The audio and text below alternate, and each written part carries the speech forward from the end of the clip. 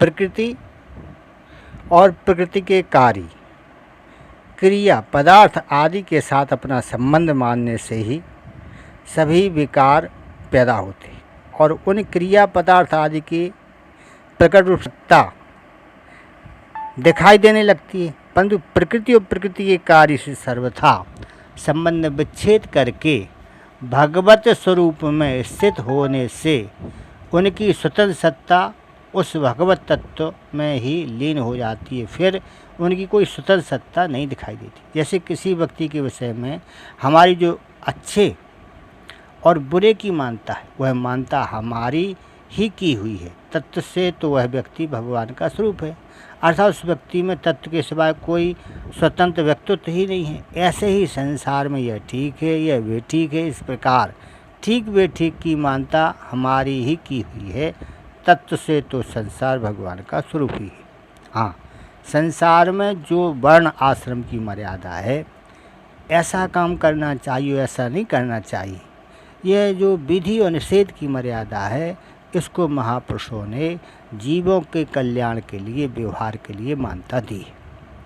जब यह भौतिक सृष्टि नहीं थी तब भी भगवान थे और इसके लीन होने पर ही भगवान रहेंगे। इस तरह से जब वास्तविक भक्तत्व का बोध हो जाता है तब भौतिक सृष्टि की सत्ता भगवान में ही लीन हो जाती है, अर्थात इस सृष्टि की स्वतंत्र सत्ता नहीं रहती। इसका यह तात्पर्य नहीं है कि संसार की स्वतंत्र सत्ता न रहने पर संसार मिट जाता है, उसका अभाव हो जाता है, बल्कि अंतःकरण में सत्य त्वेन जो संसारी सत्ता और महत्ता बैठी हुई थी, जो कि जीव के कल्याण में बाधक थी, वह नहीं रहती। जैसे सोने के गहनों की अनेक तरह की आकृति और अलग अलग उपयोग होने पर भी उन सब में एक सोना ही है, ऐसे ही भगवत भक्त के द्वारा अनेक तरह का यथायुग सांसारिक व्यवहार होने पर भी उन सब में एक ही भगवत तत्व है, ऐसी अटल बुद्धि रहती है।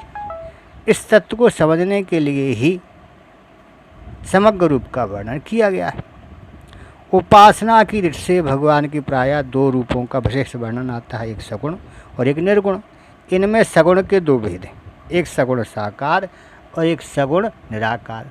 परंतु निर्गुण के दो भेद नहीं होते, निर्गुण निराकार ही होता है। हाँ, निराकार के दो भेद होते हैं, एक सगुण निराकार, एक निर्गुण निराकार। उपासना करने वाले दो रुचि के होते हैं, एक सगुण विषयक रुचि वाला और एक निर्गुण विषयक रुचि वाला। परंतु इन दोनों की उपासना भगवान के सगुण साकार, सगुण निराकार रूप में ही होती है। सगुण निराकार रूप से शुरू होती है। जैसे परमात्मा प्राप्ति के लिए कोई भी साधक चलता है तो वह पहले परमात्मा है, इस प्रकार परमात्मा की सत्ता को मानता है और वे परमात्मा सबसे श्रेष्ठ है, सबसे दयालु है, उनसे बढ़कर कोई नहीं है, ऐसे भाव उसके भीतर रहते। तो उपासना सगुण निराकार से शुरू हुई। इसका कारण यह है कि बुद्धि प्रकृति का कार्य सगुण होने से निर्गुण को पकड़ नहीं सकती, इसलिए निर्गुण के उपास का लक्ष्य तो निर्गुण निराकार होता है, पर बुद्धि से वह सगुण निराकार का ही चिंतन करता है। उपासना सगुण निराकार से शुरू होती है, इसलिए भगवान ने कहा है कि एक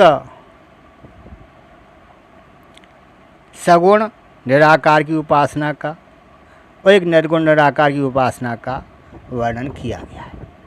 सगुण की उपासना करने वाले पहले सगुण साकार मानकर उपासना करते हैं, परंतु मन में जब तक साकार रूप दृढ़ नहीं होता है तब तक प्रभु हैं और वे मेरे सामने हैं, ऐसी मानता मुख्य होती है। इस मानता में सगुण भगवान की अभिव्यक्ति जितनी अधिक होती है उतनी ही उपासना ऊंची मानी जाती है। अंत में जब वह सगुण साकार से भगवत के दर्शन, भाषण, स्पर्श, प्रसाद आदि प्राप्त कर लेते हैं, तब उसकी उपासना की पूर्णता हो जाती है। निर्गुण की उपासना करने वाले परमात्मा को संपूर्ण संसार में व्यापक समझते हुए चिंतन करते, उनकी वृत्ति जितनी ही सूक्ष्म होती चली जाती उतनी ही उनकी उपासना ऊंची होती जाती है।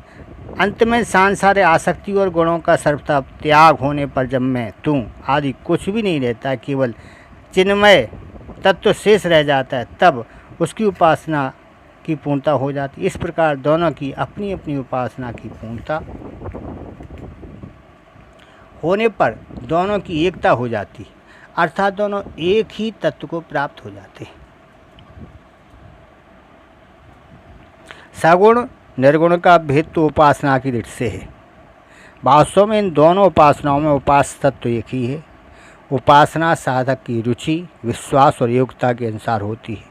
अतः साधकों की भिन्न भिन्न रुचि, विश्वास और योग्यता होने के कारण उपासनाएं भी भिन्न भिन्न होती हैं, परंतु संपूर्ण उपासनाओं से अंत में एक ही उपास्य तत्व की प्राप्ति होती है। उस उपास्य तत्व को ही हम समग्र ब्रह्म कहते हैं। सगुण साकार के उपासकों को तो भगवत कृपा से निर्गुण निराकार का भी बोध हो जाता है।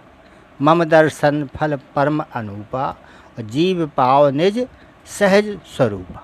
निर्गुण निराकार की उपासना में उपासक यदि भक्ति के संस्कार हैं और भगवान के दर्शन की अभिलाषा है तो उसे भगवान के दर्शन हो जाते हैं, अथवा भगवान को उससे कुछ काम लेना होता है तो भगवान अपनी तरफ से भी दर्शन दे सकते हैं।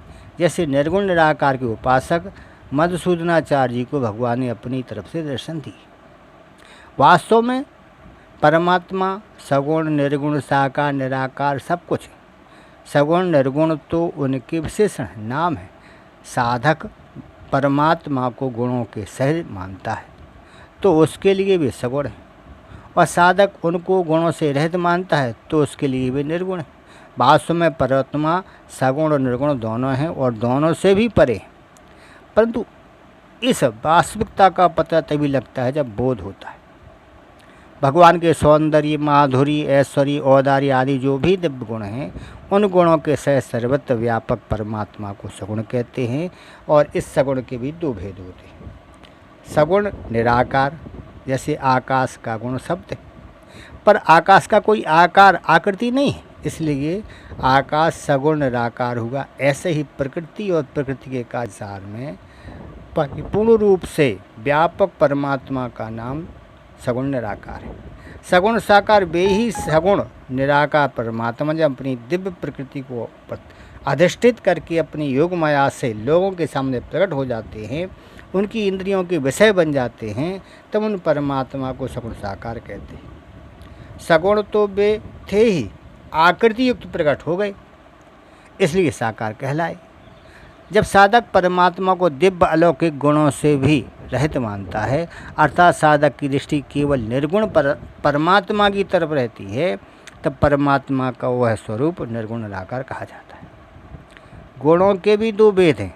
एक परमात्मा के स्वरूपभूत सौंदर्य, माधुर्य, ऐश्वर्य आदि दिव्य अलौकिक अप्राकृतिक गुण, और दूसरा प्रकृति के सत रज तम गुण।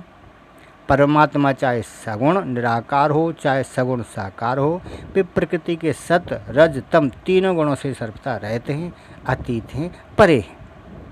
वे यद्यपि प्रकृति के गुणों को स्वीकार करके सृष्टि की उत्पत्ति, स्थिति, प्रलय की लीला करते हैं, फिर भी वे प्रकृति के गुणों से सर्वथा रहते ही रहते। जो परमात्मा गुणों से कभी नहीं बंधते, जिनका गुणों पर पूर्ण आधिपत्य है, वे ही परमात्मा निर्गुण होते हैं। अगर परमात्मा गुणों से बंधे हुए और गुणों से अधीन होंगे तो वे कभी निर्गुण नहीं हो सकते। निर्गुण तो वे ही हो सकते हैं जो गुणों से सर्वथा अतीत हैं, और जो गुणों से सर्वथा अतीत हैं, ऐसे परमात्मा ही संपूर्ण गुण रह सकते। इसलिए परमात्मा को सगुण, निर्गुण, साकार, निराकार आदि सब कुछ कह सकते हैं। ऐसे परमात्मा समग्र रूप से कहे जाते हैं। हरि ओम।